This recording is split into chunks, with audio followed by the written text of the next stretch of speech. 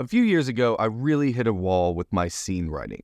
I was having trouble figuring out how to write different scenes from different perspectives that might be in different types of books, and I was just getting stuck over and over trying to figure out how I could consistently write great scenes. And so Shawn Coyne and I were working together on this, and Shawn is the creator and founder of StoryGrid. He's the guy with over 30 years experience as a writer, editor, and story researcher.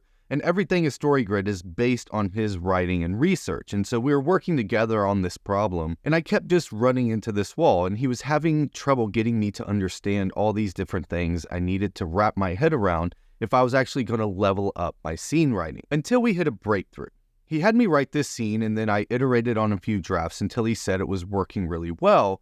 And then we were talking about it, and he said, you told this story, you wrote this scene as if it was a guy telling his friends at the bar what happened. So you wrote this scene, it's really crass, and you're kind of the hero of it, and it's kind of funny. It comes across like you're telling the story to your friends at the bar. So he had me rewrite the scene again. Now, the original was in first person, and he said, keep it first person, but instead of writing it as if you're telling your friends at the bar, tell the same story, but as if you're telling it to your 8-year-old daughter, and you're trying to get her to be mad at your ex-wife, which is her mom. So it's a different moral to the story, and you're telling a completely different person. So I went to do that, and all of a sudden I started realizing, well, this changes everything. It changes what I'm going to point out in the scene, who I'm going to talk about in the scene, why I'm telling the story. It's going to change the kind of language I'm using if I'm telling my friends at a bar versus telling my 8-year-old daughter. So I did that, again, wrote a couple drafts until he was happy with it. And now he's like, okay, rewrite the scene again. But this time, he's telling his priest, and he's trying to get his priest to give him absolution. So again, this changes everything. It changes the words I use and how I explain it and the moral of the story and all of these different things. So I'm telling the same exact event, the same scene, but all of a sudden everything changes if it changes who I'm telling it to and the reason I'm telling it to them. Now, what we're talking about here is the narrative device. And the narrative device is made up of 3 parts. The first is the author. Now, the author isn't you, like the full instantiation of who you are. The author is a role that you're playing. And we do this all the time. When I'm interacting with my 8-year-old daughter, I'm playing the role of father. When I'm interacting with my friends at a bar, I'm playing the role of friend. When I'm interacting with a priest, I'm interacting as a parishioner, right? So we automatically play different roles in our life, and those are never the full instantiation of who we are, but they're a part that we play. And so the author, when you're writing your story, is a part that you're playing when you're writing the story. It's the role that you're filling in your story. So that's the first part of the narrative device. The second part is the single audience member, and we refer to this person as Sam. So whenever I use the word Sam, this is who I'm talking about. And this is the person you're telling the story to. So we say at StoryGrid all the time that specificity breeds universality. So the more specific you make your story, the more universal it becomes. And the way that we do this at StoryGrid is we write our story to one person, the single audience member. And we have that person firmly in our mind when we're telling our story. And then the last piece of the narrative device is the problem. Why are we telling the story? Why are we telling the story to Sam? And why is Sam listening to the story? This is the problem. So the narrative device is made up of the author, the Sam, and the problem.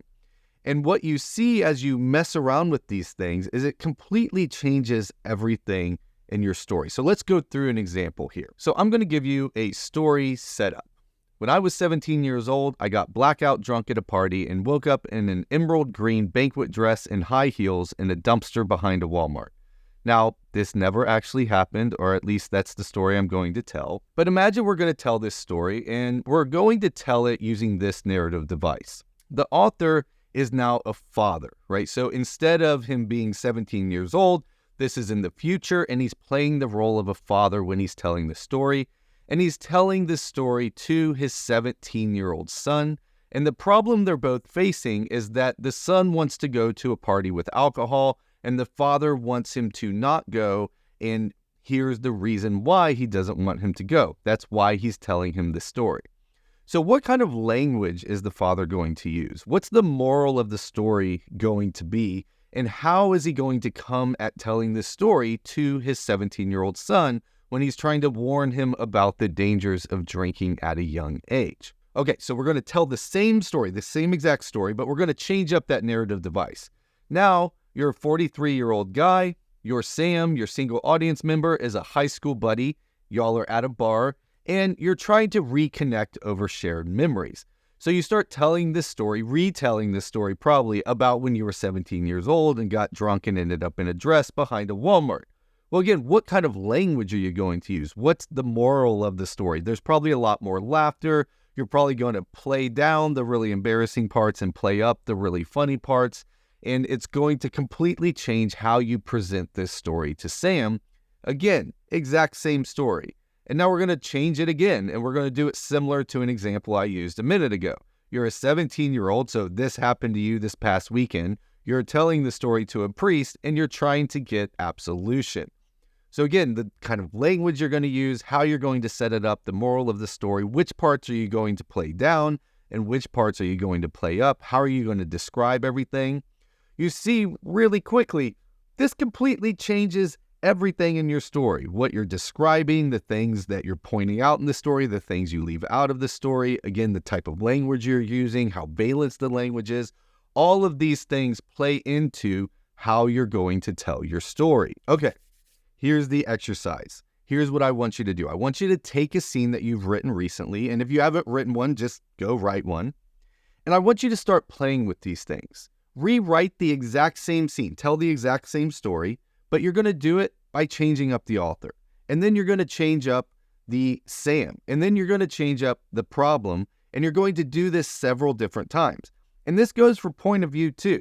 You can change up if you're telling it in first person or third person. Imagine I'm that father again telling the story to my son, but I'm telling it about some other 17-year-old that woke up behind a Walmart in a dumpster, right? So I can still tell it in third person.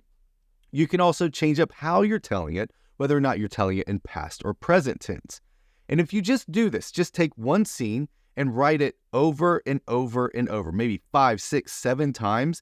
By changing up all of these different things, you're going to learn so much, right? So many times I get questions about, well, how do you put description in? How do you put setting in? How you describe people? What kind of exposition goes in? What kind of dialogue should go in? This is how you figure that out. You do this from all these different vantage points of the type of author, who you're telling the story to, why you're telling the story, and it changes all of this automatically. Because again, we do this in our daily life all the time. If something happens and I'm telling the story to my wife versus my son versus my friends, I'm going to change the story based on who I'm telling it to. You're not lying, you're just twisting the story to fit the person you're telling the story to and why you're telling it.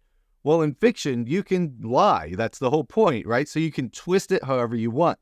But take the same story, change all of these different variables, and keep writing it over and over. If you do this just one time, you're going to learn so much about all these different things that go into writing. Now, if you get stuck along the way and you're wondering what I mean by valence language and what I mean by point of view and what I actually mean by all of this, don't worry. I've got other videos down in the description of this video that you can refer to, and I go step by step through those things. But I tell you, if you do this exercise, let me know how it goes. Leave a comment. Let me know how it goes. I want to hear from you about what you learned in the process. Now, as you're writing your scenes, you may be wondering, how do I know if this is working or not? How do I know if I'm getting any of this right? Well, I've got something really cool for you.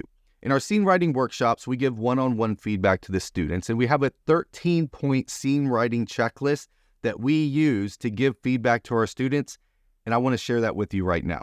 So if you go to storygrid.com/checklist, you can sign up, put in your email address, and I will immediately send you that 13-point checklist and a walkthrough of how we actually use it in our scene writing workshop. So make sure you sign up for that, and it's down in the description if you want to just click the link, but it's storygrid.com/checklist. Now, if you're wondering who I am, my name is Tim Grahl. I'm the CEO of StoryGrid, and I'm the author of Running Down a Dream, Your First 1,000 Copies, and my upcoming novel is The Shithead, coming out September 19th, 2024.